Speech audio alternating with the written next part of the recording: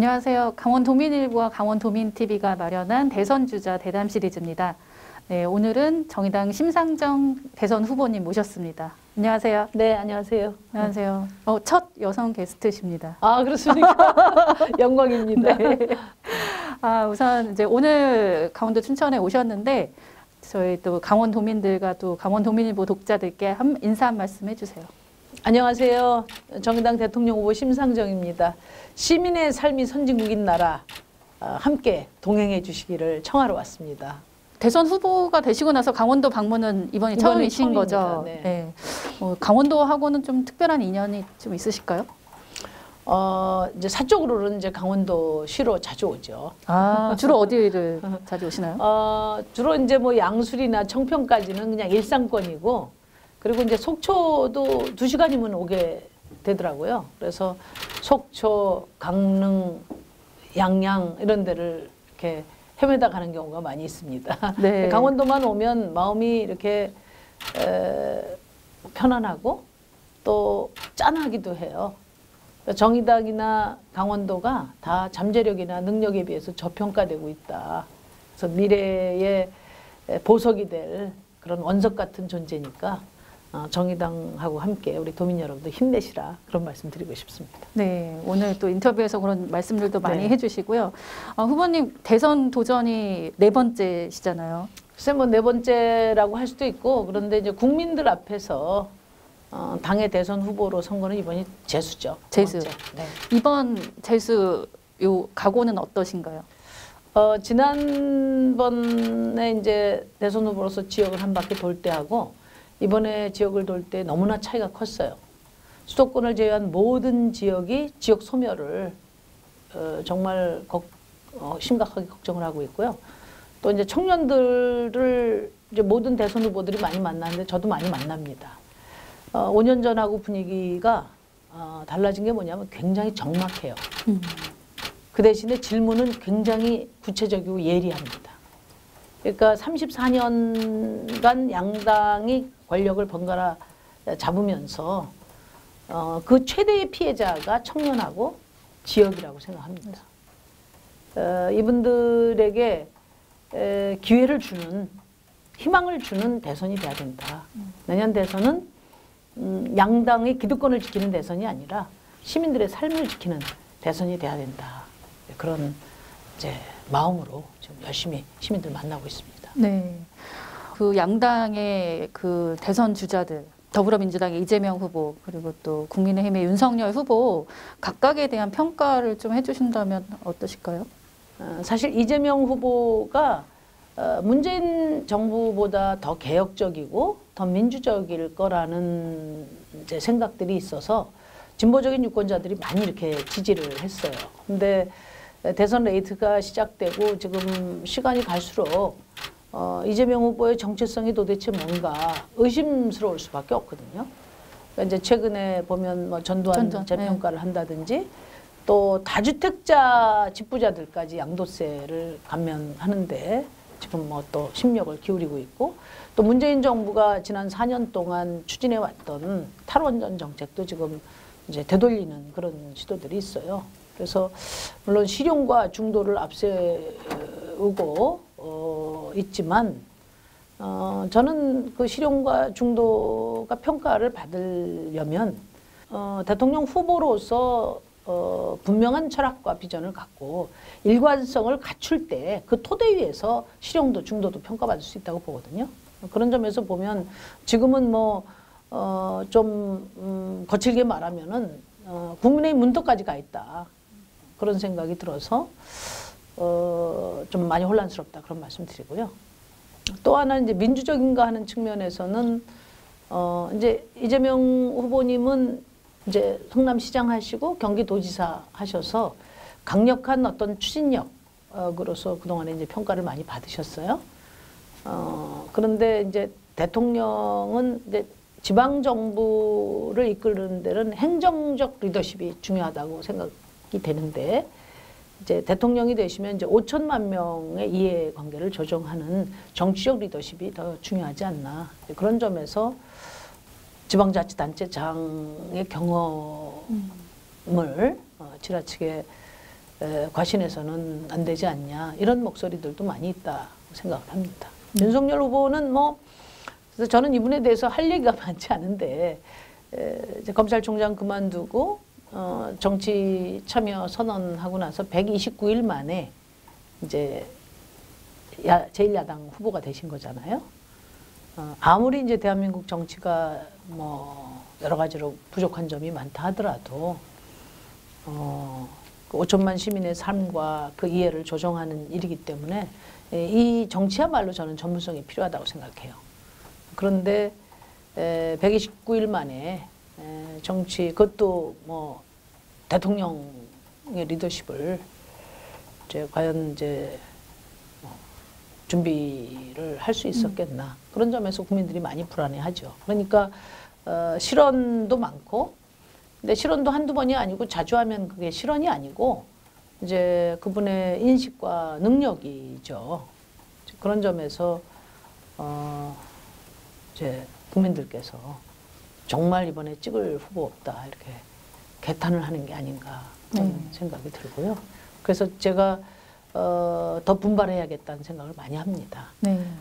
후보 간의 경쟁으로 돼 있어요.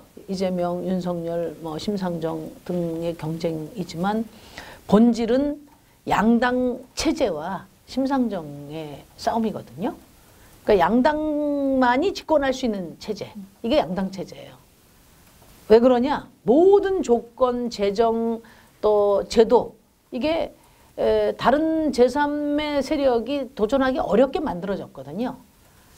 그렇기 때문에 양당이 이 양당 체제가 허물어질 때 비로소 대안으로서 심상정이 선택될 수 있다고 생각해요. 그런데 저는 이번 대선은 국민들이 정말 고심이 큰 대선이고 더 양당 후보들의 가능성을 지켜보겠지만 도저히 안 된다 이렇게 생각하면 저는 박차고 나오실 거라고 생각하고요. 양당 체제가 허물어지는 그 자리에 저는 열심히 준비하고 대기하고 있겠습니다. 네. 그런 의미에서 제3지대 단일화 논의는 네. 좀 구상은 좀 어떻게 하시나요? 최근에 네. 안철수 대표하고도 만나셨죠? 근데 이제 뭐 사실은 정당 간에 또 정치인들 간에 후보들 간에 뭐 만나서 이러저런 얘기하는 것이 그냥 특별하게 취급되는 것 자체가 우리 정치 문제인데요. 안철수 후보가 정치를 오래 하셨지만 개인적으로 만나서 대화를 나눈 게 이번에 처음이에요.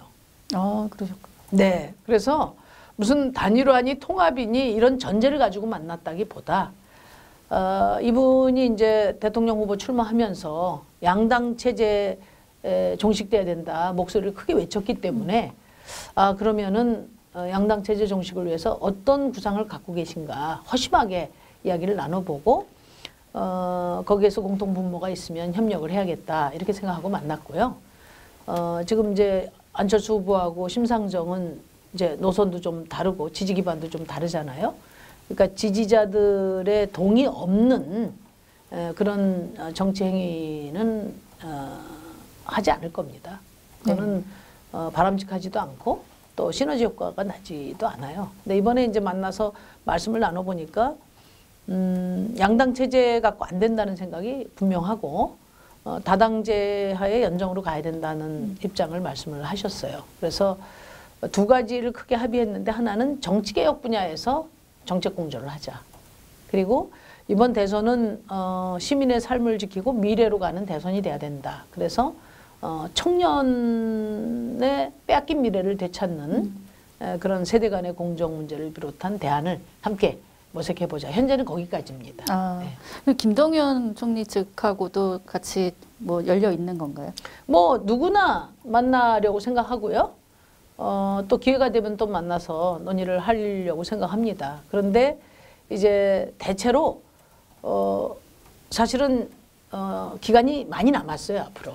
그러니까 각자 공약도 좀 발표하고 또 자기 생각들도 좀 이번 대선에 대한 생각도 좀 정리되는 과정들을 좀 지켜보면서 기회가 되면 만나려고 생각하고요. 이제 이 제3지대와는 합의되는 만큼 공통분모만큼 공조하겠다는 거고, 진짜 제가 중요하게 생각하는 것은 심상정의 마이크는 양당이 대변하지 않는 시민들의 마이크거든요. 그래서 641 버스 타고 다니면서 전국의 비정규직 노동자 또 여성, 청년, 농민 이런 분들 만나서 내년 대선이 우리의 삶을 바꾸는 전환점으로 만들자 이런 결속을 이뤄내는 것이 제가 가장 중심에 둔 제3지대 그 구축 방안입니다. 네. 오늘 강원도 어쨌든 이제 춘천에 오셔서 쭉 돌아보시니까 뭐 어떠셨어요, 소감은? 글쎄 뭐 많이 돌아보진 못했는데 오늘 이제 여성 지도자들하고 점심 먹고요. 또 노동자, 농민, 또 비정규직들 그 분들 만났어요. 이제 이구동성으로 정말 열심히 살고 있는데 이제 미래가 보장되지 않기 때문에 우리 사회의 만연한 불평등과 차별의 이 터널에서 벗어나야 된다. 그런 열망을 강하게 말씀을 하셨고 내년 대선이 이제 양당 체제를 더 지속하지 않는 대선이 돼야 된다. 왜냐하면 양당 체제는 민생도 없고 미래도 없다. 34년 동안 번갈아 정권 잡으면서 기득권 한 몸이 된 거 아니냐. 그게 대장동 사건에 적나라하게 드러난 거 아니냐. 그래서 결국 주권자들이 불평등을 심화시킨 이 34년 양당 정치에 아주 회초리를 세게 들어야 된다. 그리고 시민이 주도하는 정치 개편을 해야 된다. 그렇게 이제 의견들을 나눴고 그 도구로 심상정을 써달라. 제가 이렇게 요청을 드렸습니다. 네. 그리고 오늘 강원도에 이제 오셔서 그 공약을 좀 발표를 해주셨습니다. 네. 그래서 좀 주요 공약 한번 소개 좀 해주세요. 그래서 제가 이렇게 이제 공약을 여러 개를 내는데 그 공약마다 좀 다릅니다.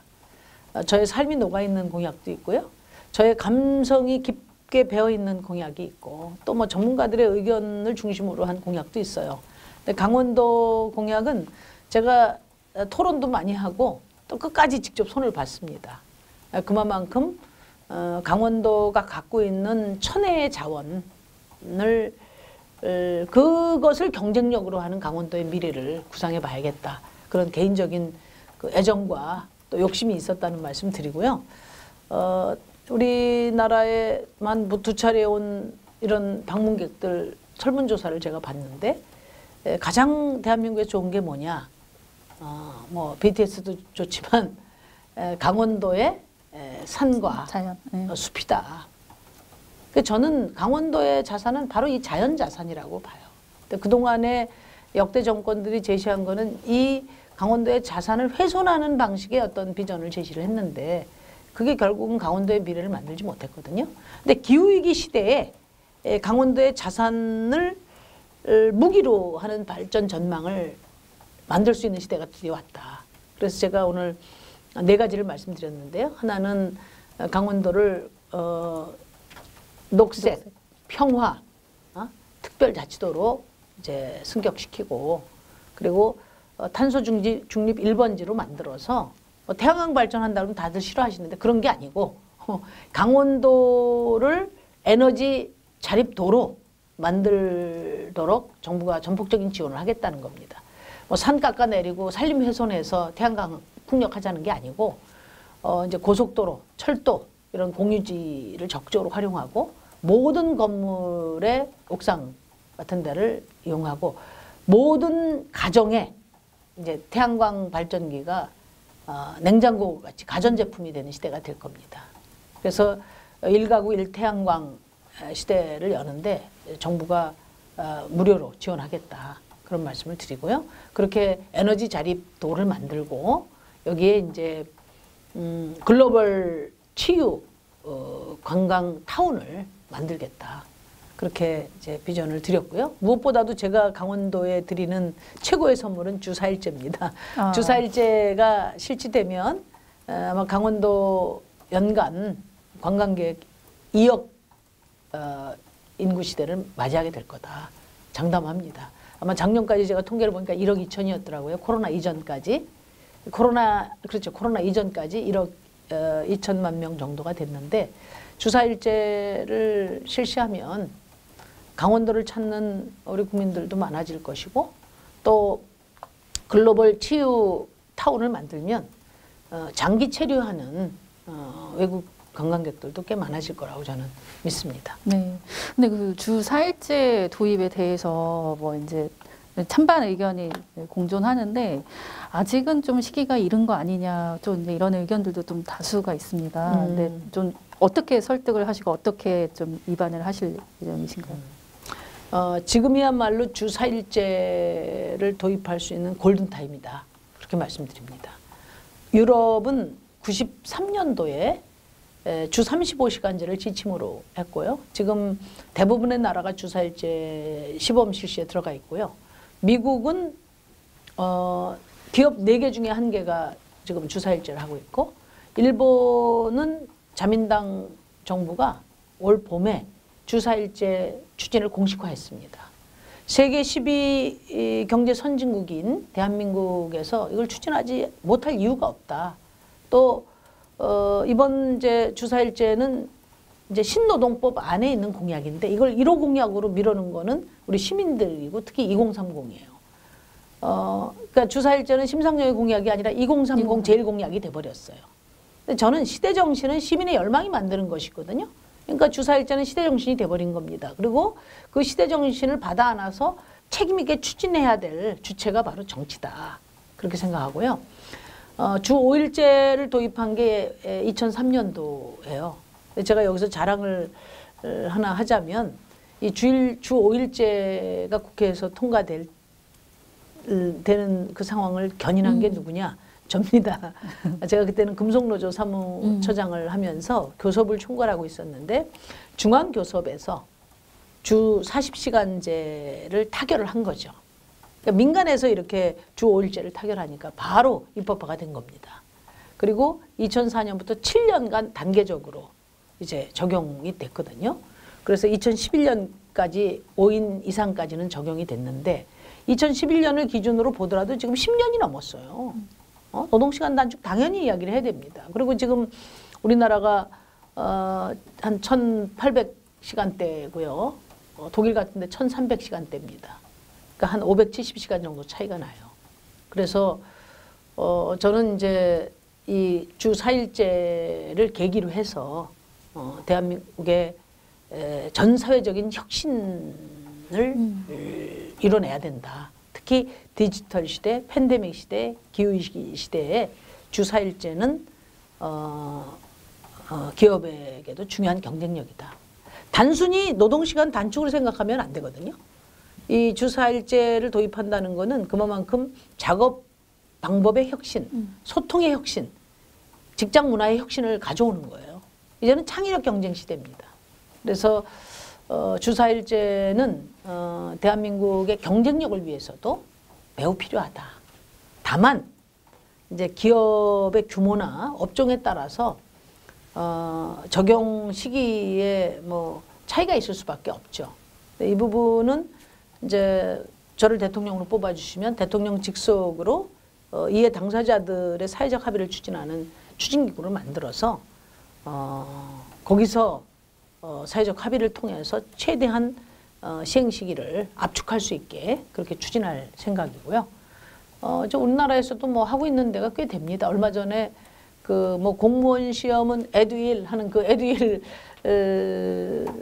주 4일제를 전면적으로 도입했는데 거기에 노사를 제가 만나서 이야기를 듣고 상당히 감명을 받았어요. 그래서 제가 사장님한테 말씀드렸어요. 우리 에듀윌 사장님은 대한상이나 사용자 단체에 가서 경험을 말씀을 드리라. 거기 경험이 임금 삭감 없는 주 4일제인데 생산성도 높아지고 또 직원들의 자발적인 동참을 통해서 기업을 혁신하고 있다는 매우 긍정적인 평가를 해주셨거든요.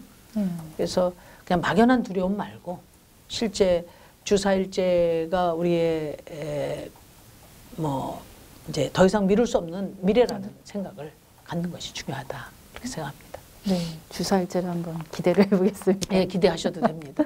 특히 강원도는 기대를 하세요. 네. 그 또 이제 강원도 현안 관련해서 이제 어쨌든 전 세계 유일 분단도입니다. 그래서 네. 남북 관계에 또 가장 직접적인 영향을 받는 곳이기도 한데요.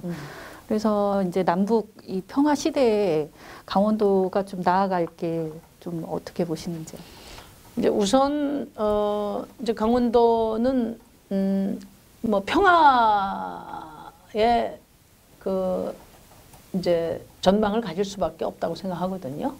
그래서 남북 관계의 전면적인 전환이 필요하지만 또 이전에 평창 올림픽 경험을 갖고 이제 남북 간에 지방 정부 간의 또 교류도 이제 진행을 해야 된다고 보고 가장 중요한 변화는 저는 결국 TSR을 연장하는 거라고 생각해요. 시베리아 횡단 철도를 연결해서 강릉을 기착지로 만드는 거죠. 그러면 저기 유럽에서 시베리아를 거쳐서 북한을 거쳐서 이제 우리나라까지 오면서 이제 그분들이 강원도의 자연을 즐기고 또 여기서 소비하고 그리고 돌아갈 수 있다고 생각합니다. 그게 이제 가장 중요하다고 생각하고요. 그다음에 또 하나 현안으로 있는 게 이제 지금 저 동해안에 있는 화력발전소들이잖아요. 이건 이제 빨리 그 조기 폐쇄를 해야 된다고 생각합니다. 거기 12개 마을에서 이제 주민들 그 의견 수렴한 결과를 봤는데 80% 주민들이 조기 폐쇄에 동의를 했거든요. 그리고 거기서 화력 발전해가지고 고압 송전탑을 거쳐서 수도권에 전기를 공급하는 거잖아요. 강원도가 수도권 전기 공급의 식민 기지처럼 더 이상 있어서는 안 된다. 송전탑 없는 강원도 만들어야 된다. 그게 이제 저의 생각입니다. 네.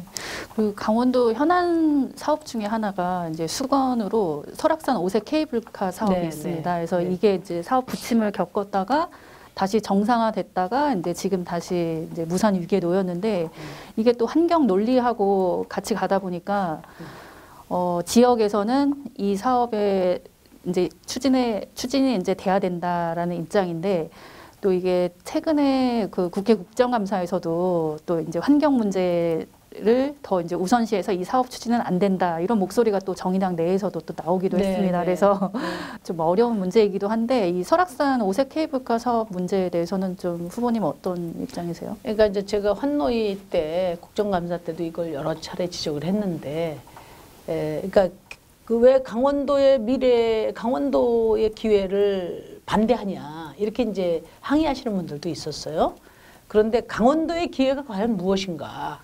그러니까 강원도가 이런 정말 아름다운 산과 자연과 바다와 이것을 그 자산을 잘 살려내는 미래 비전을 누구도 제시하지 않고 그것이 강원도민들의 그 미래가 될 거라는 그런 비전을 제시하지 않았기 때문에 그동안에는 늘 개발 사업들 중심으로 강원도의 어떤 비전을 제시해왔기 때문에 도민들이 이제 5색 케이블카에 대한 열망도 있고 또 그 개발 사업으로 인한 어떤 특수 이런 거에 대한 기대도 있었다고 생각합니다. 그래서 그렇게 생각하는 주민들 심정은 10분 이해하나 그 지역이 이제 사냥이 다니는 길이고 그 자연을 훼손하지 않는 방법으로 여러 가지 대안이 제시가 돼 있거든요. 그래서 그 대안을 중심으로 주민들이 저는 충분히 설득될 수 있다고 봐요. 그 사업에 직접 참여하는 이해 당사자들의 입김과 그들의 논리가 너무 강하게 작동되고 있는 것이지 강원도민을 위한 그런 미래 비전으로는 그 사냥이 마음껏 뛰놀고 오색 약수터가 훼손되지 않는 그런 설악산이 훨씬 더 그분들에게 우리 강원도민들에게 희망이 될 수 있다는 그 비전을 책임 있게 제시하겠습니다. 저희가. 네, 알겠습니다. 요즘 뭐 일정이 많이 바쁘시죠? 이제 바쁘죠. 네. 네. 아침 5시 반에 나옵니다. 집에서. 새벽에 이제 나오셔서 거의 또 한 11시나 돼야 들어가죠. 아무리 빨라도. 네. 그러니까 늘 이렇게 잠이 부족하고요. 그런데 이제 보통은 이제 그렇게 되면 차 이동 간에 눈도 붙이고 하는데 요즘은 또 일정이 너무 많으니까 차 안에서 공부해야 돼요. 그러다 보니까 좀 이제 이제 이렇게 체력의 안배가 필요해서 이제 매일 저희 실무진들하고 막 싸웁니다. 저는 일정 좀 줄여달라고. 근데 코로나 상황이 좀 심각해서 좀 이렇게 다니시기도 제약이 많으시죠? 아니 그래도 이제 저를 기다리는 분들도 많고 또 누구도 대변해주지 않는 정치에서 배제된 수많은 시민들이 있기 때문에 힘들어도 이제 열심히 다니면 기운이 나고 에너지가 충전되고 또 제가 해야 될 일이 좀 더 또렷해지고 그런 걸 느껴요. 그래서 이제 코로나 상황을 고려해서 야외에서 이렇게 군중들을 몰고 다니는 이런 캠페인은 저희는 자제하고 있고요. 주로 이제 실내에서 이제 간담회를 하거나 또는 현장을 방문하거나 많이 움직이지 않는 그런 방법으로 지금 주민들을 만나고 있습니다. 네, 그 정부에서도 이제 곧 뭐 사회적 거리두기 강화나 이런 방침들이 나올 텐데 지금 현 시점에서 코로나 위기 극복 좀 어떻게 해야 된다고 보시나요? 저는 이제 이 위드 코로나 상황이 결국은 이제 실패한 거 아니겠습니까? 처음부터 우리 국민들이 위드 코로나로 가야 된다는 생각엔 다 동의를 했어요. 저도 마찬가지고. 그런데 과연 제대로 준비가 돼 있느냐 이런 데 대한 의구심이 많았고 이걸 단계적 일상회복으로 갔다가 다시 또 뒷걸음치게 되면 자영업자들은 더 견디기 힘들다. 왜냐하면 식자재도 준비하고 여러 뭐 이제 재개할 수 있는 또 투자를 했는데 이걸 또 문 닫아 버리면 이제 더 이상 이제 우리 버틸 수 없다. 이런 상황이 될 거라고 보거든요. 그래서 지금 정부가 이렇게도 하기 어렵고 저렇게도 하기 어려운데 제가 지난 예산 심사 때부터 늘 말씀드린 게 예산의 최우선 순위도 그렇고 뭐 정부나 또 양당이 가장 우선적으로 주력해야 될 게 위드 코로나를 성공적으로 만들어낼 수 있는 대책이다. 그중에서 이제 가장 중요한 게 공공의료 체계를 확립하는 거죠. 지금 이제 민간 병상을 이제 지금 정부의 조치로 지금 이제 확보하고 있는데 그것도 이제 한계에 이제 직면한 것이고 그 다음에 팬데믹 상황이 계속 앞으로도 기후위기 상황과 맞물려서 이제 계속 발생할 거라는 게 지금 중론 아니에요? 그렇다면 이제 위드 코로나 팬데믹 시대를 대비해서 공공병원을 확충해야 된다. 이제 그걸 주문드리고 그 다음에 민간 병동을 확보를 하더라도 사람이 있어야 케어를 할 거 아니겠어요.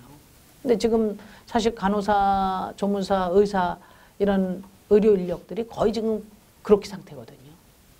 진짜 온몸 던져서 지금 이 코로나 벽을 지키고 있는 거예요. 그래서 빨리 보건의료 인력 확충을 해야 된다.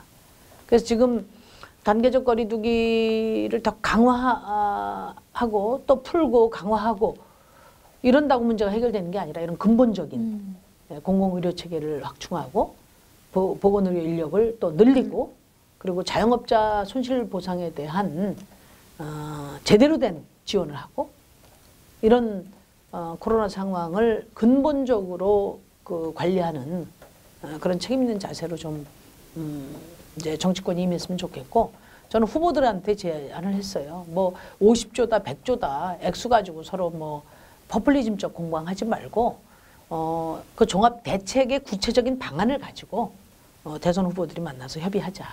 그러면 그게 합의가 되면 예산은 따라오게 되는 거 아니겠습니까? 이제 아무도 응답을 안 하고 계신데 네. 이제 뭐 다른 무엇보다도 좀 코로나 상황에 대한 이제 대안 마련이 시급하다고 생각합니다. 저기 이재명 또 윤석열 후보에게 TV 토론회를 하자 또 이렇게 제안도 하셨죠. 그 두 후보는 국민들이 검증할 수 있는 기회를 제공해야 돼요. 국민들이 대통령 자격에 결정적인 그런 의구심을 갖고 있는데 그렇다면 국민들이 원하는 방식으로 검증에 임해야 되죠. 그런데 특검은 서로 말로만 공방하고 사실 하고 싶은 생각이 없어요. 둘 다 하자가 있는 분들이기 때문에 서로 그냥 삿대질 정치로 그냥 이렇게 뭉개는 게 아닌가 이렇게 생각이 되고요. 좀 시간이 꽤 되니까 TV 토론을 통해서 국민들이 검증하고 싶은 그런 여러 의혹들을 검증할 수 있도록 기회를 드려야 돼요. 근데 또 그것도 응하지 않고 있지 않습니까? 그래서 이거는 어떻게 보면 후보들의 도리가 아니다.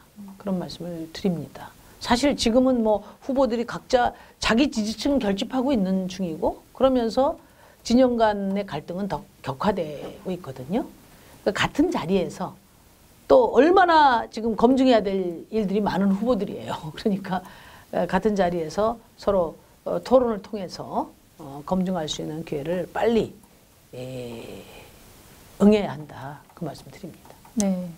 후보님 지지율을 좀 끌어올릴 수 있는 비법이 좀 있으실까요? 진검승부죠. TV 토론을 해야 된다고 생각합니다. 지난 대선 때도 제가 1월 달에 0.5%에 불과했어요. 그러다가 이제 TV 토론 6번 하면서 국민들이 심상정의 생각이나 또 역량에 대해서 준비 정도에 대해서 굉장히 긍정적으로 평가를 하셔서 13%까지 올라갔죠. 그러다가 마지막 깜깜이 일주일이라고 하죠. 여론조사 없는 일주일 기간 동안에 이제 반토막이 났습니다. 왜냐하면 심상정 찍으면 문재인 후보 안 되지 않냐 이런 이제 캠페인을 민주당에서 많이 벌여가지고 그래서 이제 심상정 찍는 표들은 대체로 착한 표들이 많아요. 그러니까 이제 대거 문재인 후보 쪽으로 이동을 해서 제가 6.18%를 얻었는데 저는 지금도 마찬가지라고 생각해요. 지금 뭐 우리 이제 도민 여러분들도 보고 계시면 하루 종일 두 후보 얘기밖에 없습니다. 그리고 두 후보의 발언을 소개하는 것뿐만 아니라 패널들 붙여서 하루 종일 해설해 줘요. 그리고 저희도 이렇게 열심히 하고 있는데 저희는 이제 뭐 한 3초, 뭐 특별한 이슈가 있을 때 한 10초 이렇게 나가거든요. 그러니까 심상정의 생각을 국민들이 제대로 접하기가 어렵고 또 5년 전과 5년 후의 심상정의 또 차이가 뭔지 어떤 발전이 있었는지 이런 것들을 보여드릴 기회도 별로 없습니다. 그래서 TV 토론을 통해서 정정당당하게 도덕성 그리고 또 비전, 정책 겨뤄보자 그런 말씀을 드립니다. 네, 오늘은 여기서 강원 도민들께 왜 심상정이 되어야 하는지 말씀해 주신다는. 강원 도민 여러분, 저는 지난 20년 동안 오직 국민들이 쥐어주시는 그 힘에 의지해서 여기까지 온 사람입니다. 기득권에 의지하지 않았고 또 재벌 눈치 보지 않았습니다. 매 시기마다 시대적인 비전을 제시하고 알람을 올려왔고 또 정책을 제시해 왔습니다. 작은 당이라도 20년 동안 소신을 지킨 정치인이 꼭 필요할 때가 있습니다. 바로 지금같이 대전환이 필요한 그런 시기의 리더십입니다. 저는 두 당, 양당 중에 하나의 대안이 되고자 하는 것이 아니고 양당을 넘어서 최소한 4당 교섭단체 정도의 다당제로 전환해서 시민들의 다양한 의견이 정치 안으로 들어올 수 있게 그리고 그런 시민들의 요구를 바탕으로 협의 조절하고 타협해가는 그런 책임 연정으로 정치가 교체돼야 된다. 그렇게 생각하고 저희가 지난 총선 때 선거제도 개혁을 통해서 양당 체제를 교체하려고 했는데 결국 또 양당이 힘으로 기득권을 지키기 위해서 선거제도를 이제 위성정당으로 이렇게 엎어버렸지 않습니까?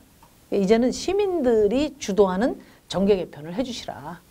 그리고 그 도구로 심상정을 써주시라. 그렇게 간곡하게 부탁드립니다. 심상정을 대통령으로 만들면 자연스럽게 정계 개편이 이루어집니다.